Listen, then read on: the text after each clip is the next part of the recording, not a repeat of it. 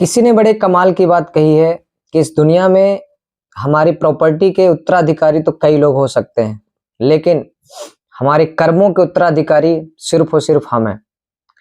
नमस्कार दोस्तों, मेरा नाम लौकुश पटेल है और स्वागत है आपका फिर से एक नई स्टोरी के अंदर। ये कहानी है एक बाबा जी के। वो भिक्षा मांगने के लिए अपने आश्रम से शहर के लिए रवाना हुए। तो जैसे वो शहर के लिए जा रहे थे तभी उन्होंने देखा कि ऊपर थोड़ा-सा हुमस सी हो रखी थी, यानी कि मौसम बनने वाला था बारिश का। और वो रास्ते में जा ही रहे थे, तब रास्ते में जाते-जाते क्या हुआ कि अचानक से बारिश होने लग गई और हल्की-हल्की बारिश होने लगी, लेकिन जब तक वो शहर पहुँचे तब तक वो आई थिंक थोड़ा बहुत भीग चुके थे। और फिर उन्होंने क्या देखा कि वहीं पर शहर के अंदर एक हलवाई गरमा-गरम जलेबियाँ बना रहा था और समोसे बना रहा था। तो साधु महाराज जी का मन तो बहुत हुआ कि खाने का, लेकिन कहीं न कहीं वो मन ही मन संकोच कर रहे थे कि यार कैसे जाऊँ इनके पास सीधा भिक्षा माँगने के लिए। बट हलवाई ने देख लिया कि शायद साधु महाराज जी का मन है खाने का, तो उन्होंने साधु महाराज जी को अपने पास बुलाया और उन्होंने बोला कि साधु महाराज जी क्या चाहते हैं आप?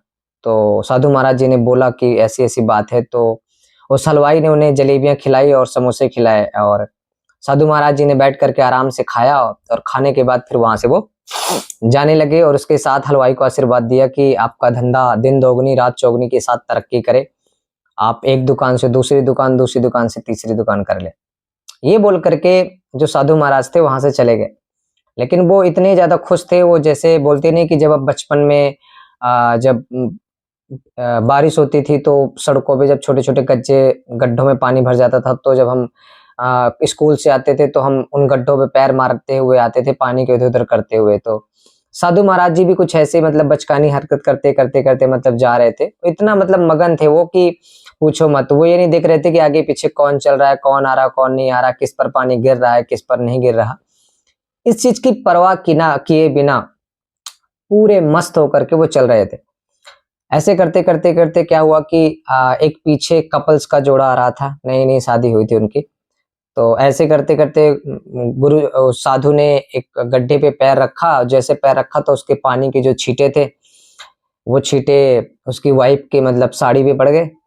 अब जब वाइफ की साड़ी पे पड़ गए तो वो जो लड़का था, वो पूरा गुस्से से आग बबूला हो गया। और जब गुस्से से पूरा आग बबूला हो गया तो वो साधु महाराज के पास गया और बोला, तुम्हें दिखता नहीं है, ये क्या हरकतें कर रहे हो तुम? मतलब बहुत बुरा बोला, इतना ज़्यादा बुरा बोला। उसकी जो वाइफ थी वो बोली कि कोई बात ना, अब हम साफ कर लेंगे घर चल करके, कोई दिक्कत नहीं है, नई साड़ी ले लेंगे। लेकिन नहीं, लड़का समझने को तैयार ही नहीं था। तो वो जो उसकी वाइफ थी वो साइड खड़ी हो गई और मतलब बात इतनी ज़्यादा बढ़ गई कि उस लड़के को इतना ज़्यादा गुस्सा आया कि उस लड़के ने साधु महाराज जी के एक थप्पड़ मार दिया जोर से। अब जब एक थप्पड़ मार दिया जोर से तो साधु महाराज जी नीचे गिर गए। नीचे गिरने के बाद फिर वो जो कपल्स का जोड़ा था वो आगे चला गया। इसके बाद हुआ क्या कि वो जो कपल्स का जोड़ा था वो आगे-आगे जा रहा था, साधु महाराज जी पीछे-पीछे जा रहे थे। अब जो कपल्स का जोड़ा था, जो उनका घर था वो थोड़ा-सा ऊँचाई पे था, सीढ़ियाँ बनी हुई थी। तो वो जा रहे थे रास्ते से, तो क्या हुआ कि वो इसी बात की टेंशन में था, इसी बात की सोच में था कि उसने ऐसे कैसे कर दिया, कपड़े गंदे कर दिए, ये वो बहुत सारी चीज़ें सोचते-सोचते जा रहे थे और इसके चक्कर में उस लड़के ने ज़्यादा ध्यान नहीं दिया। तो सीढ़ियों पर क्या थी, काई लगी हुई थी। चिकनाहट की वजह से वो लड़का सीढ़ियों से ना फिसल करके गिर गया।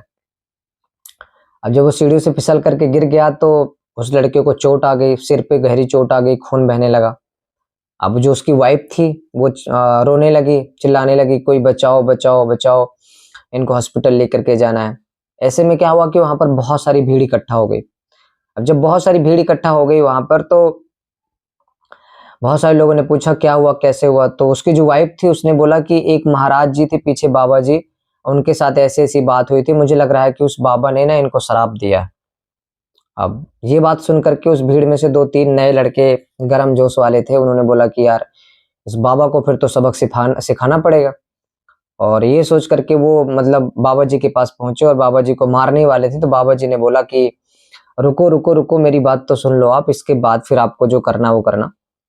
तो बोला कि इस पर्सन ने मुझे थप्पड़ मारा और ये थप्पड़ इसलिए मारा क्योंकि इसकी जो प्रेमिका थी, इसके जो यार थे, इनके मेरी उस हरकत की वजह से उनकी साड़ी पे मिट्टी पड़ी, पानी पड़ा, जिसकी वजह से क्या हुआ कि इसको गुस्सा आया और उस गुस्सा आने की वजह से इसने मेरे को थप्पड़ मार दिया। तो इसकी वजह से इसके यार ने इसका बदला ले लिया।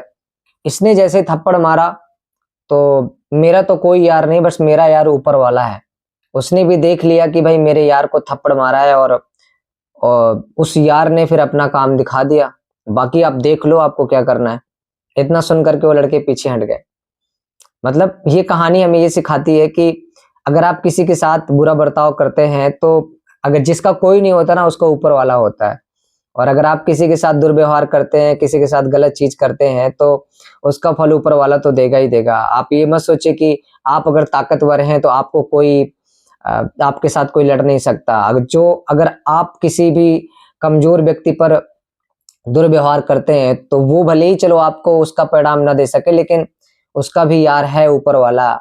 अगर वो आपको जवाब नहीं दे सकता तो ऊपर वाला जवाब जरूर देगा। इसीलिए ध्यान रखें, किसी के साथ, अपने से कमजोर लोग के साथ आप ऐसा मत करें कि आप ये भूल जाएं कि इसके आगे पीछे कौन है। जिसका कोई नहीं होता उसका ऊपर वाला होता है।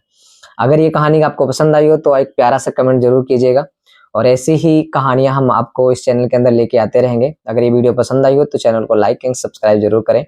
मिलते हैं अगली नई स्टोरी के अंदर, तब तक के लिए जय श्री कृष्ण।